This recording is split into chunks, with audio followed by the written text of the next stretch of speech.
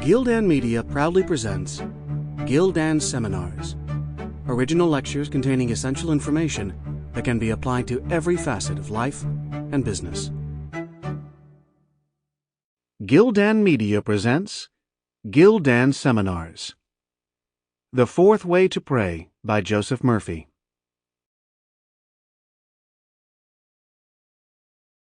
Thank you. The book of Daniel says, "And these three men, Shadrach, Meshach, and Abednego, fell down, bound in the midst of the burning fiery furnace.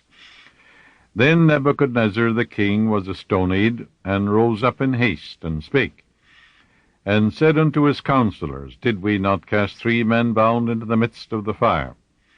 They answered and said unto the king, True, O king. He answered and said, Lo, I see 4 men loose, walking in the midst of the fire, and they have no hurt, and the form of the fourth is like unto the Son of God." That's from the 3rd chapter of Daniel. The fourth man in the fiery furnace is the consciousness of God, the awareness of the living Spirit Almighty within you. It means you're in an exalted state of mind, you're in tune with the infinite. The ancient scripture says, Water wets it not, fire burns it not, wind blows it not away, and swords pierce it not. When man is in a certain state of mind, a higher spiritual dimension, fire does not burn him, and poisons do not kill. F.L. Rawson, the great English electrical scientist, wrote in Scientific Prayer about an experience of one of his associates, who in a clairvoyant vision saw an airplane come out of the clouds in flames.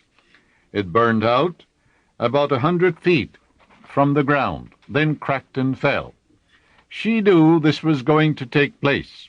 She knew the place and the time. She looked about to see what the men were like, and she couldn't distinguish anything about them. They were burnt to a cinder. She went to the house of a friend which overlooked the field. At 2:30, she asked the lady of the house to come up and help her. The two stood there praying. Suddenly the airplane, which she saw in a clairvoyant vision, came out aflame. It burned and cracked, just as she had seen in her vision. There were 2 men in it, and they were absolutely untouched. It was like the case of Shadrach, Meshach, and Abednego.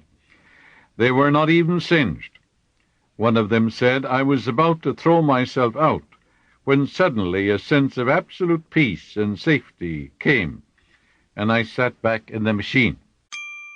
Sample complete. Ready to continue?